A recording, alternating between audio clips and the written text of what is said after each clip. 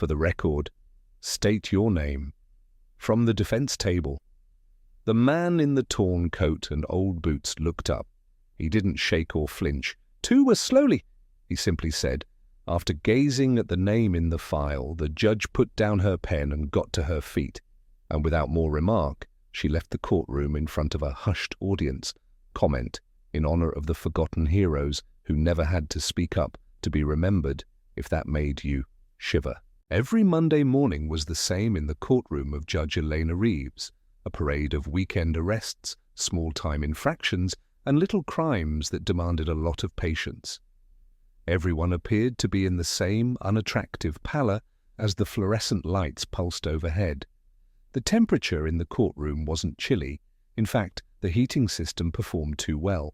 However, the atmosphere was cold, processing human lives mechanically, case numbers rather than narratives.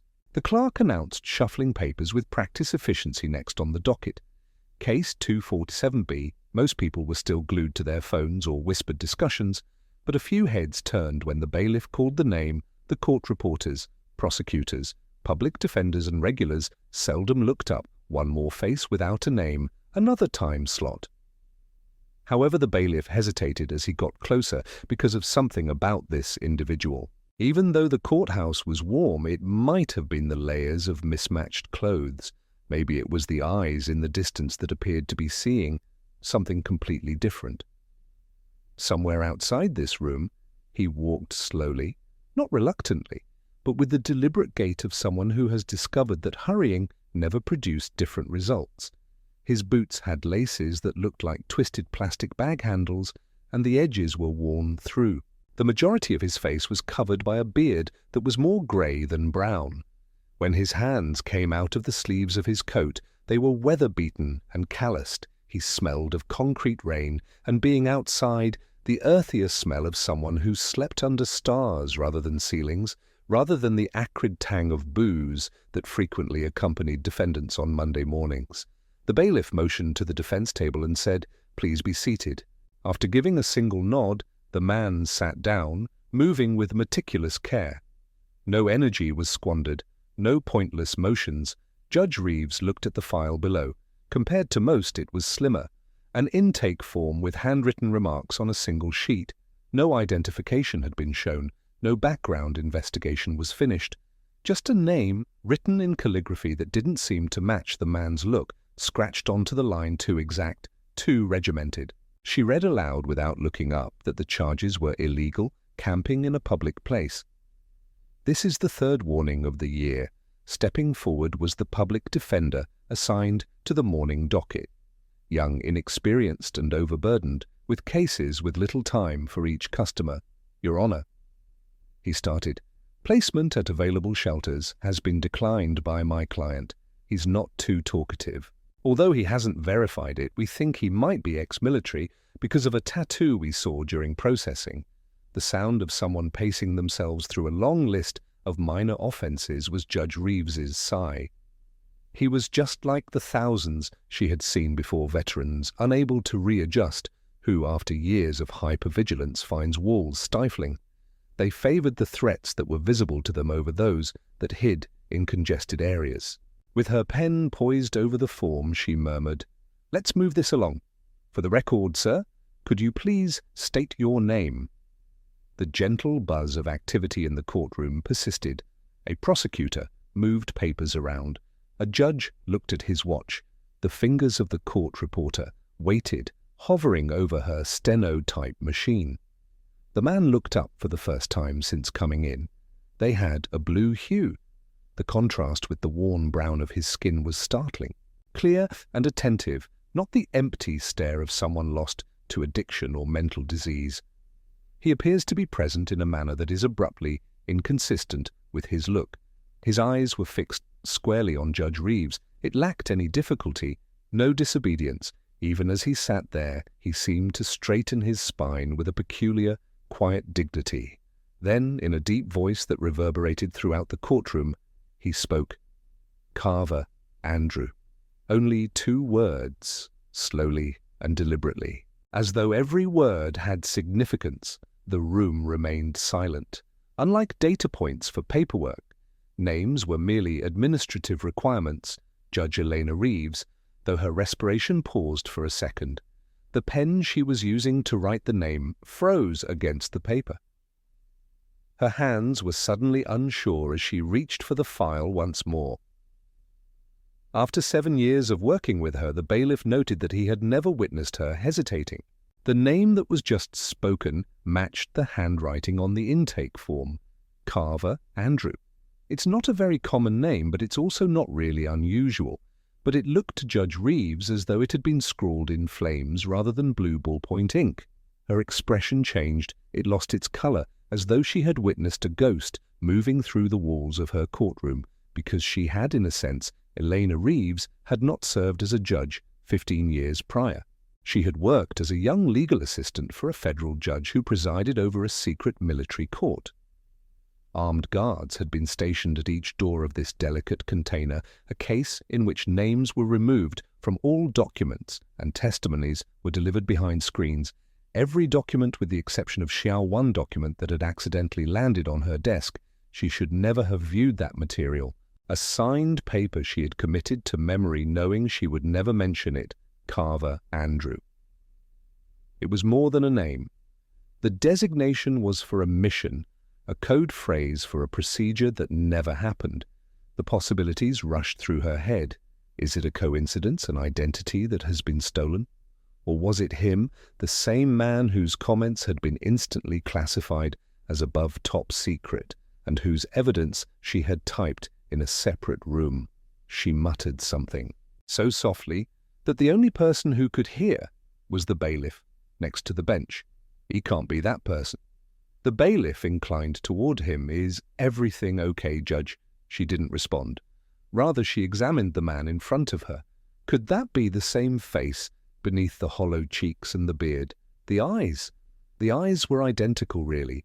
The tone of blue that had appeared so dissimilar from the atrocities he had described in that other courtroom. A long time ago, the public defender stirred uneasily in the too long hush. Should we move forward with the charges, Your Honor? Judge Reeves, however, was not paying attention. Her thoughts were 15 years in the past, recalling bits and pieces of testimony about extraction operations in areas where American forces had never formally set foot, about choices made when no other alternative was viable, and about sacrifices that would never be recognized. She recalled the oath, the voice, and how he had maintained his composure in spite of the chains. On a Monday morning, Andrew Carver was more than a man facing petty charges. He was a ghost, because the nation had given up on the mission and the system had failed, perplexed by the delay. Your Honor, the prosecutor asked. Judge Reeves, however, had already decided. Judge Elena Reeves carefully took off her reading spectacles. She folded them and set them exactly next to her gavel, the thin wire frames catching the fluorescent light. The court reporter noted that her hands were trembling a little. On the bench, she folded her hands, knuckles whitened from the tight interlacing of her fingers. She just stared at the man who identified himself as Andrew Carver for a long time, examining him, seeing something beneath the layers of tattered clothes and adversity. At last, she said in a different voice, "Mr. Carver." It was a more human, troubled tone, not the streamlined, somewhat detached tone of a judge hearing cases. "This case is being dismissed." The courtroom echoed with a murmur. Confused, the prosecutor straightened in his chair, wondering if he had misheard the public defender, blinked quickly. Carver, the man, inclined his head a little. Only one word, why there was no relief or thankfulness in that one syllable. Just real bewilderment, as though forgiveness was more dubious than punishment. The modest but definite response from Judge Reeves reverberated across the suddenly quiet room. "I don't belong behind this bench for that reason, not when you're in front of it." She stood up, an unusual action in the middle of proceedings. The gesture was abrupt enough that the bailiff took an instinctual step forward, questioning whether something was wrong. "Your Honor," the prosecutor said, partially rising from his seat. Judge Reeves looked to her clerk.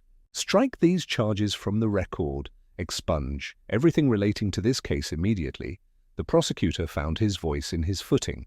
"With all due respect, Judge Reeves, this is really atypical. For the same act, the defendant has received several warnings. Protocols exist with a gesture more military than judicial. She interrupted him. Sharp, final.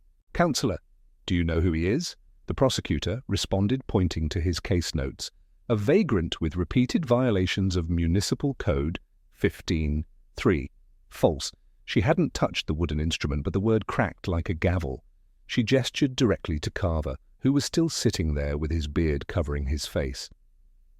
In 2004, this individual conducted clandestine search and extraction missions through enemy lines. He signed a non-disclosure agreement that doesn't expire until 2085, and he lost half of his crew, so we could evacuate an embassy that was never formally threatened.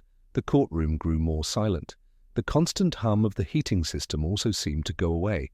However, the prosecutor's trust faltered.